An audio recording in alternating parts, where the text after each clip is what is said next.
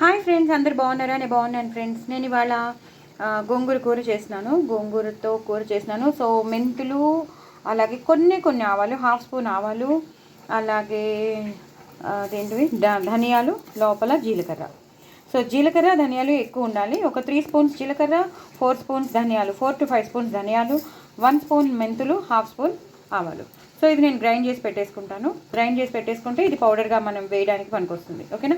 So grind చేసుకున్నాక మీకు నేను గ్రైండ్ చేసేసుకున్నానండి. ఆల్రెడీ గ్రైండ్ చేసుకోవడం, డబ్బాలో వేసుకోవడం కూడా అయిపోయింది.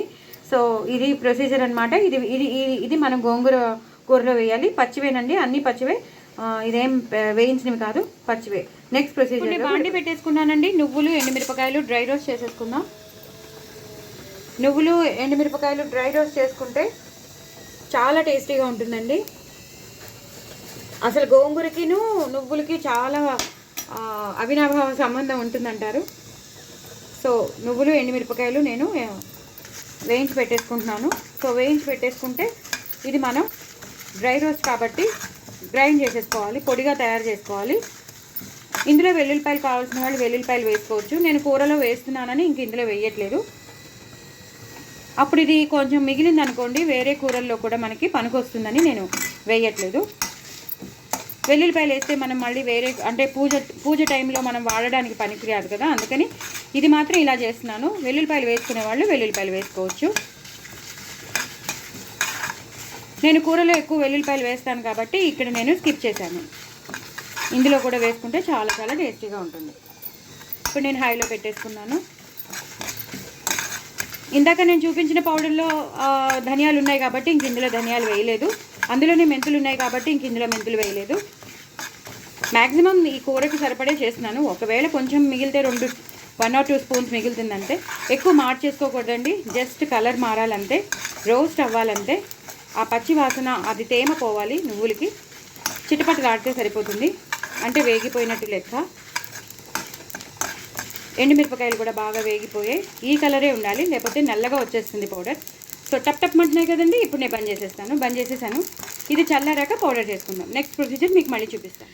నేను బాండి పెట్టేసుకున్నానండి. తగినంత నూనె వేసుకున్నాను, జీలకర్ర అలాగే ఎండుమిరపకాయలు వేసేసుకున్నాను. ఇంకా ఎలాంటి మినపప్పు కానీ శనగపప్పు కానీ వేయట్లేదు.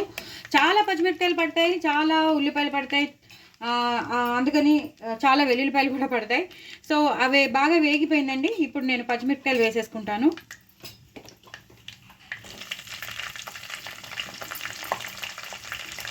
పచ్చిమిరపకాయలు వేసేసుకుంటానండి. ఒక 1/2 కిలో వరకు పడతాయి, ఎందుకంటే గోంగూర కదండి, గోంగూర కూర చాలా పడతాయి. ఉల్లిపాయలు కానీ అలాగే పచ్చిమిరపకాయలు కానీ చాలా పడతాయి. సో అందుకని నేను ఒక 1/2 కిలో వరకు పచ్చిమిరపకాయలు పడ్డాయండి. అవి ఇలాగా వేసేసుకున్నాను. ఇప్పుడు నేను హైలో పెట్టేసుకుంటాను. నూనె కూడా బాగా పడుతుందండి, గోంగూర కదా, అందుకని నూనె బాగా పడుతుంది. ఈ ఒక్కదానికి మాత్రం మనం కాంప్రమైజ్ అయిపోవాల్సిందే, నూనె ఎక్కువ వేసుకోవాల్సిందే. సో ఇది ఒక్కసారి వేగిపోవాలండి. వేగేటప్పుడు మనం పసుపు వేసేసుకుందాం. వేసేసి ఒక్కసారి వేగాక మీకు మళ్ళీ చూపి. ఉల్లిపాయలు బాగా వేగిపోయండి, పచ్చిమిరపకాయలు బాగా వేగిపోయండి. ఇప్పుడు మనం ఉల్లిపాయలు వేసేసుకుందాం. సన్నగా తరిగిన ఉల్లిపాయలు అండి ఇవి. గోంగూరకి ఉల్లిపాయలు అనేది చాలా బాగుంటాయి కదా, మనకి తెలుసు. సో నేను పెద్ద ఉల్లిపాయలు ఒక 3 వేసుకున్నాను. వేసేసుకుని ఇలా వేయించేసుకోవాలండి. అలాగే ఆవాల మెంతుల పొడి కూడా ఇప్పుడు వేసేద్దాం. ఇంకొక హాఫ్ స్పూన్ పడుతుంది. ఇది కూడా ఇలా వేయించేద్దామండి. ఇప్పుడు కరివేపాకు వేసేద్దాం. ఇది కూడా ఫ్రై అవ్వాలి, బాగా ఫ్రై అవ్వాలండి. బ్రౌనిష్గా రావాలి, రెడిష్గా రావాలి ఉల్లిపాయలు అనేది. సో టైం పడుతుంది. ఇది బాగా వేగాక మీకు మళ్ళీ ఈ టైంలోనే మనం వెల్లుల్లిపాయలు వేసేసుకుందామండి. ఇవి కూడా చాలా ఎక్కువ వెల్లుల్లిపాయలు తొక్క తీసేసి వేసేసుకోవాలి. ఇవి కూడా ఇలా వేయించేసుకోవాలి. అలాగే ఇంగు వేసుకోవాలి. ఇంగు ఎంత వేసుకుంటే అంత టేస్ట్ అండి, అంత ఫ్లేవర్ అంత బాగొస్తే మనం చేసుకున్న గోంగూర కూర అంత బాగుంటుంది. సో ఇంగు దగ్గర అసలు మీరు ఇది అవ్వద్దు. చూసారు కదా, వేయగానే మంచి వాసన, ఆ వెల్లుల్లిపాయలు ఆ ఇంగువ కలిసి చాలా మంచి వాసన వస్తుంది. ఇప్పుడు నేను మిగిలిన కరివేపాకు కూడా వేసేస్తాను. ఇవి ఇప్పుడు బాగా వేయించుకుంటానండి. మిగతా తర్వాత గోంగూర వేసేయడమే. ఇవి బాగా వేగాక మీకు మళ్ళీ చూపిస్తారు కదండి. బాగా వేగిపోయి ఉల్లిపాయలు కానీ మన వెల్లుల్లిపాయలు కానీ పచ్చిమిరపకాయలు కానీ బాగా వేగిపోయాయి కదా. ఈ టైంలో నేను డ్రై రోస్ట్ చేసి పెట్టుకున్న నువ్వులు ఎండుమిరపకాయలు అది వేసేస్తున్నాను. అంటే ఇది ఇంచుమించు ఒక 2 స్పూన్లు ఉంటుందండి. ఎప్పుడైనా సరే గోంగూరకి ఎండుమిరపకాయలు అనేది నువ్వులు అనేది మంచి కాంబినేషన్. చాలా బాగా మింగిల్ అయిపోతుంది. వెల్లుల్లిపాయలు ఉల్లిపాయలు ఎలా మింగిల్ అవుతాయో అలాగా నువ్వులు, ఎండుమిరపకాయలు, ఇంగువ, మెంతులు ఇవన్నీ చాలా బాగా మింగిల్ అయిపోతాయి అన్నమాట. సో ఇది వేసేసుకోవాలండి. ఇది ఒక్కసారి వేగిపోయాక మనం గోంగూర వేసేసుకుందాం. ఇది ఎందుకంటే డ్రై రోస్ట్ చేసినదే కాబట్టి పెద్ద బాగా వేగాలని రూల్ లేదు. ఇప్పుడు నేను గోంగూర వేసేసుకుంటున్నానండి. సన్నగా తరిగి పెట్టుకున్నాను.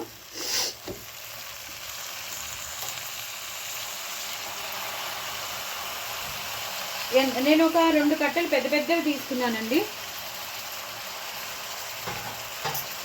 అది పూర్తిగా ఇలా వేసేసుకుని ఇలా పై నుంచి కిందకి, కింద నుంచి పైకి కలిపేసుకోవాలి.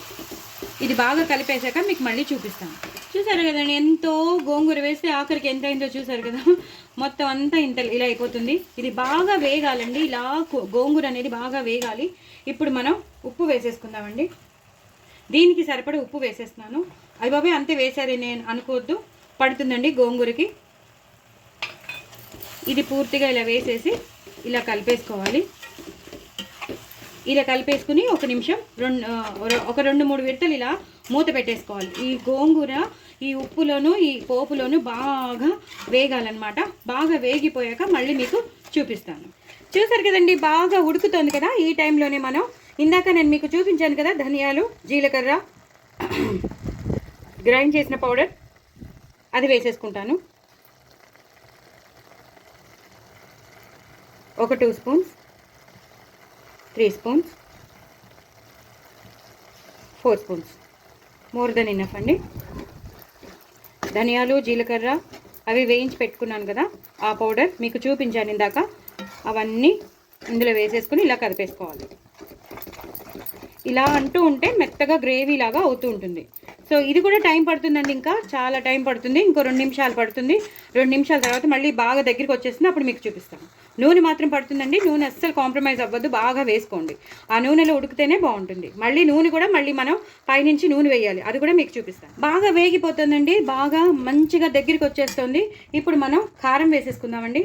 కారం అయితే చాలా పడుతుంది. అన్ని పచ్చిమిరపకాయలు వేసాక కూడా మనకి చాలా కారం పడుతుంది. గోంగూర కూరలో చాలా కారం పడుతుంది.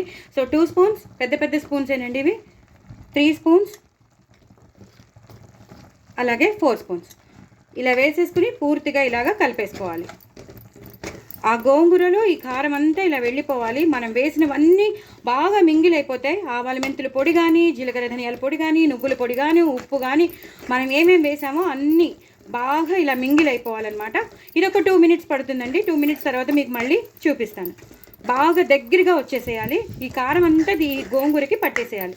ఇదంతా అయ్యాక మీకు మళ్ళీ దగ్గరికి వచ్చాక మీకు మళ్ళీ చూపిస్తాను. సో ఇప్పుడు నేను చెప్పాను కదండి, పైనుంచి నేను నూనె వేస్తానని. ఆ నూనె వేసేటప్పుడు ఆవాల మెంతుల పొడి కొంచెం ఎక్కువ అక్కర్లేదు, అలాగే ఇంగువ పోపు ఇలా నూనెలో వేసి కాచి వేస్తే మంచి ఫ్లేవర్ వస్తుంది, చాలా మంచి ఫ్లేవర్ వస్తుంది. అలాగే ఎండు కారం, మనం ఎంత కారం వేసామో చూసాం కదండి, చాలా కారం వేసేసాం. అయినా సరే మనకి ఈ కారం అనేది, ఈ ఆవాల మెంతుల పొడి అనేది, ఇంగువ అనేది వేయాలి. అప్పుడే ఈ కూరకి టేస్ట్. ఇది పైనుంచి మనం వేసేస్తాం అనమాట. కూర సూపర్ ఉంటుందండి. ఒకసారి అయితే ట్రై చేయండి. ఇలా కూర చేసుకుని చాలా చాలా టేస్టీగా ఉంటుంది.